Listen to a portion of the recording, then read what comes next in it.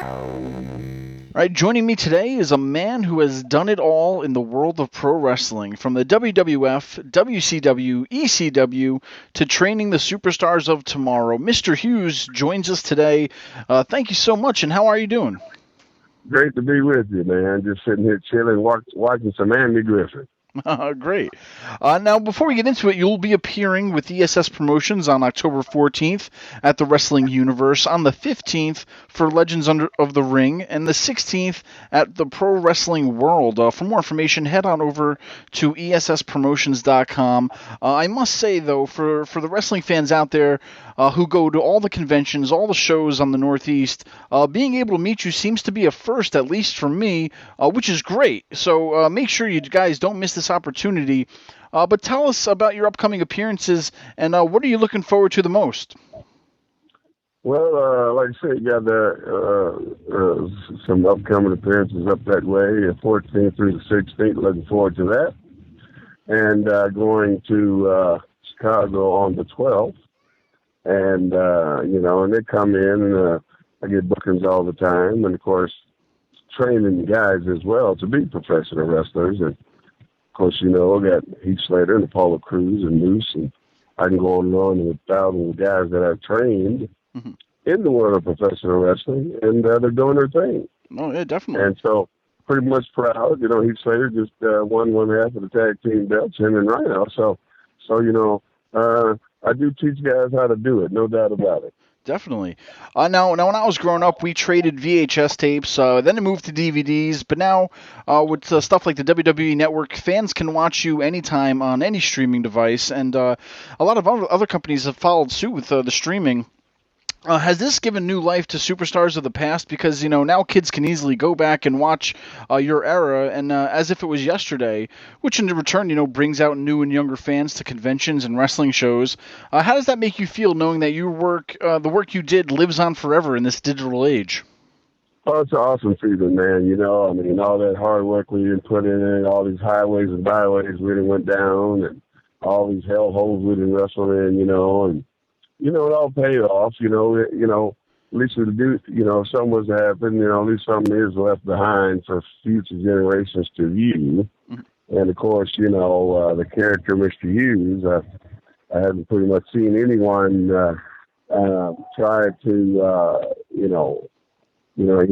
how some other guys, they'll try to act like other wrestlers, but I haven't seen anybody try to wear the shades and do things that I did in that ring, So it's good that they have old footage. I think that WWE's or the network that they have put together, because they have everything that I ever did as far as wrestling, besides AWA or, Puerto Rico or any other, outside territory that they didn't buy. Mm-hmm. It's all on the network of me. So anything you want to find on Mr. Hughes, you can just go to the network, and there it is. Definitely. Now, if we could take a step back a little bit, you were trained in professional wrestling under Sonny Myers and Bob Geigel. What can you tell us about your training and learning from these two? Well, when I was in high school, Bob Geigel, at the time he was the NWA president, and the booker. He was the main guy. Mm-hmm. So if you were somebody, you came through Kansas City. So most all the stars, if you were somebody, you came through Kansas City. And so anyway, long story short, Bob Geigel, he went to Iowa. He wrestled at Iowa and almost went to college to play football there. And he followed my career, my high school career. I was, All-American in 3 sports, and I almost went to Iowa, and Iowa was after me to go there. And he, like I said, he followed my athletic career in high school, and he knew who I was. So, long story short, when I finished college, I was looking for somebody to train me, and I talked to a couple of people, and they directed me toward, that's where I lived, and directed me towards Bob Geigel. And did a little research, found his phone number, called him up, and talked to him for a few minutes. He already knew who I was when I called him. And so we set something up to where I could meet and we can get together and start training, and that's what we did. Mm-hmm. Definitely. Now, also, you debuted in 1987 for Central States Wrestling before moving to the AWA under the ring name of Curtis the Cat Hughes. Did your training really prepare you for that moment of truth that when you went out there saying, hey, this is a live crowd, there's no turning back? Were you prepared on your first day? Oh yeah. Bob Gaggo, he was Sonny Myers and Ted O'Connor. They worked with us. And they got us together. I mean, they got us ready, basically. And like I was trained by old timers, okay, and I'll try to keep that old time style of training alive when I train my students. And so, the method that Geigo and Sonny Myers and Ted O'Connor taught was something that stuck, And I learned real fast. I never got out of the ring. I was there every day. Even when I got pulled a muscle, I was always there. So I didn't miss too many days. So, right from the get-go, they already pretty much told me that, I was what's called a natural. I just need to be taught how to do it. And Geigo, was a tough old bird, Lord rest his soul, him and Ted O'Connor and Sonny Myers. They were good teachers, and I'm trying to carry on what they taught me. Definitely. Now, fast forward a little bit. When you made it to the WWF, you had a feud between you and the Undertaker. Now, what was it like working possibly with the Undertaker at such an early stage of his career, seeing the longevity he has had today? Well, I'll tell you, man, it was a hell of a rush, that's for sure. And I was so blessed to get in that spot, because a lot of guys were in line to work with him, and I guess Vince McMahon saw something in me that would help get the match over, or whatever the case may be. But working with the Undertaker was a dream come true to me. I mean, it's hard to explain. It's something you work so hard at something, and then the reward is, you get the top dog in the sheds. So you get to work with the top dog in the sheds, and when that happened, that kind of catapulted my career a lot, and so I had to really sit down and get myself, as far as business-wise, minded together, and that's what I did. So, working with the Undertaker, was a big pleasure, and it helped my career a great deal. Definitely. Now, like I said earlier, too, you've worked everywhere, including Eastern Championship Wrestling in 1993, which in your time there was renamed to Extreme Championship Wrestling in 94. Was there a lot of talk backstage with why they were changing the name, and maybe what were your initial thoughts about it? Because, it's not every day a promotion will just up and change their name. Well, what happened with that was, at first, it was, Eastern Championship Wrestling. You knew that, of course. And I guess at the time, when I was, and Paul Lee called me to, let me know he was starting up that particular company, asked me, if I was interested and so forth and so on. And he was starting out, young guys like Taz and Sandman and Tommy Dreamer and, just a whole slew of other young guys that did something in wrestling in the future. But at that time, they were still kind of training in the back at DCW Arena. But when those guys got trained, I believe they wanted to make it a little more extreme. That's why they call it Extreme Championship Wrestling. What I mean by extreme, they wanted to be a little more violent, a little more crazier than what was going on at the time on WWF. So, people started watching it because it was different. And just like in MMA, when that came out, people started watching it because it was different. And that was the deal with ECW when they changed from Eastern to Extreme. That's when they decided, okay, we're going to start going through tables. We're going to start busting up each other with bottles and working on tax and all that foolishness, you know. Yeah. And so, you know, my thing was just to wrestle. I wasn't down with all that. And so that's the reason why, you know, I wasn't there that long, because I went down for all that, man. You know what I'm saying? Yeah. I'm a wrestler, you know. Oh, yeah. I'm a wrestler, so. Sure. Now, between, you know, WCW, WWE, ECW, was there one, I mean, that you liked the most or that you enjoyed the most?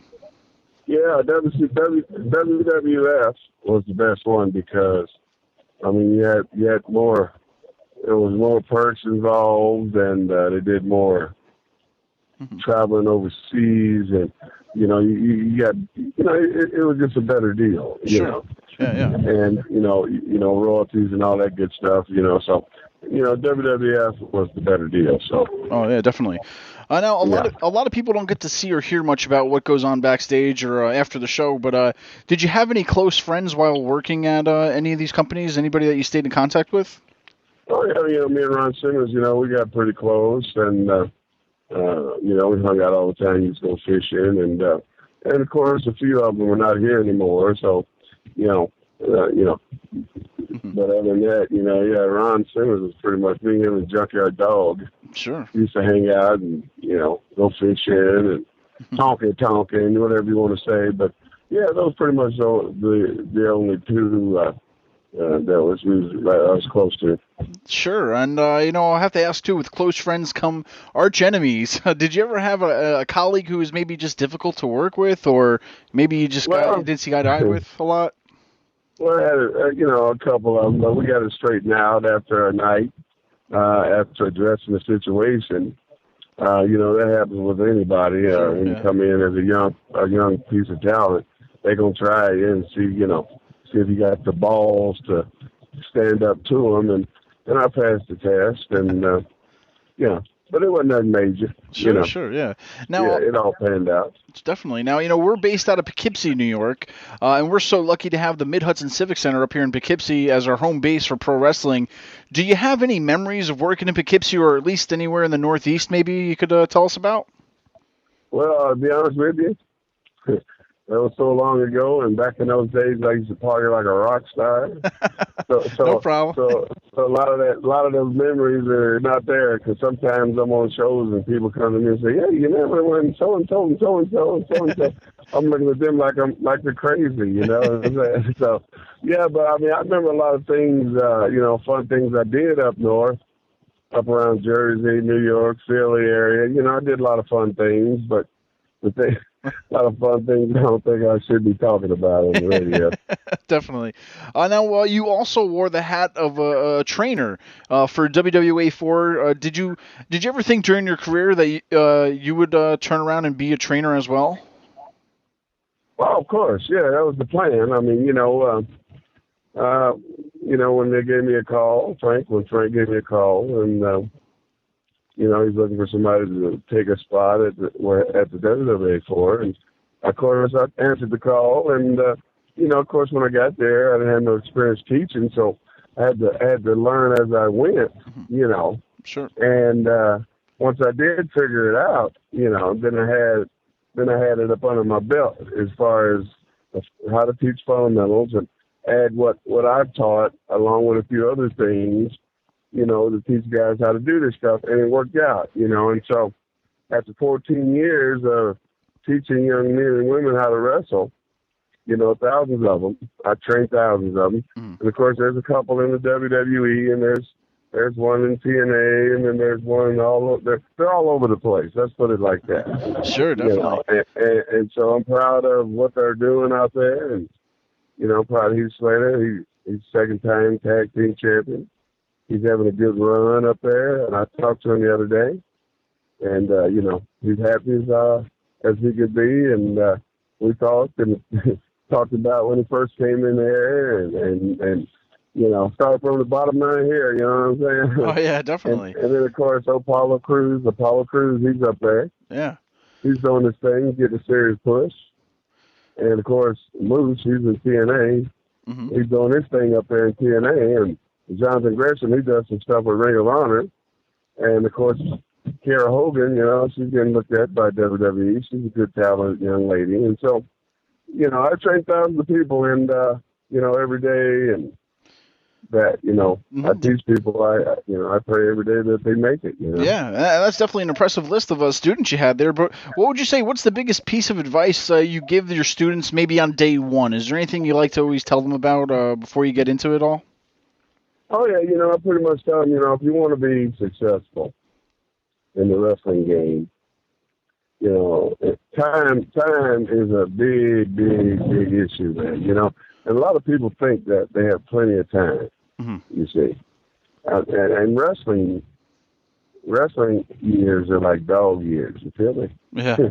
They go by pretty fast. Yep. So some people think they got a lifetime to drag your feet to be a wrestler. You have to, when you make your mind up as a young person, okay, to be a wrestler, right?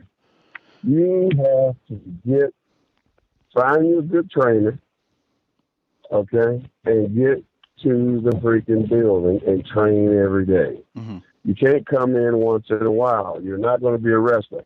Here's the thing. You got a lot of guys out here call themselves being trainers, trying to so-called teach people how to wrestle, and they don't know hammerlock from a freaking, you know, wrist lock, okay? Yep.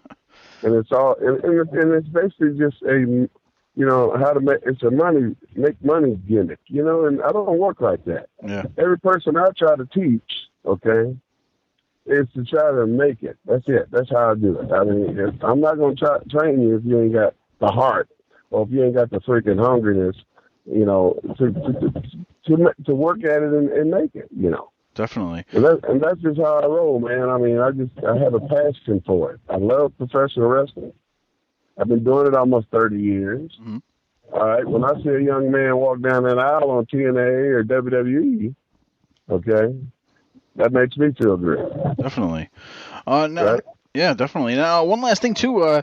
For the fans out there who've known you, you know, you lost a lot of weight, too. You went from about, I think, 400 pounds down to 250. Yeah. You're in incredible shape. What motivated you to drop the weight, and how did you do it? Well, you know, I mean, what motivated me to drop it, because I didn't want to have a drop from a heart attack or a stroke, you know, because I see a lot of guys that, you know, are overweight, you know, and if they're not on a regular, you know, workout plan, and all they're doing is just eating and carrying on. I mean, you know, you're gonna get fat, you're gonna get out of shape, you're gonna catch a heart attack. And I thought about all that, you understand? And so I just decided to, you know, stop partying, drinking beer, and eating garbage. You know what I'm saying? I mean, I just cut it all out and just started, you know, because I've been an athlete all my life, so I know how to work out and lift weights. See? Yeah. And the thing I did was I come in the gym. I'd stretch. I'd hit the weights first. This is my routine I'm giving you, what I did to get all that weight off. I'd come in, I'd stretch, I'd hit the weights real hard. I'd hit the freaking weights. And then after I did the weights, then I'd ride the Stairmaster.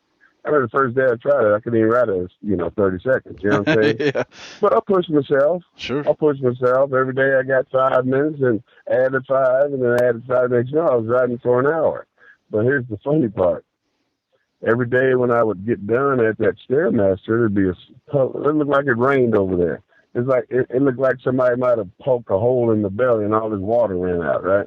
Yep. And of course there was a lot of fat on that floor. And then after I did the Stairmaster, then I went into the sauna, okay? You know, hot sauna. Yep. And I would spend 2 hours in and out of the hot sauna. I'd get in there and get the sweating. And then I'd jump in the shower for a couple of seconds, then go back and get in. I did that for 2 hours and sweating, you know, all off. I worked out and sweat.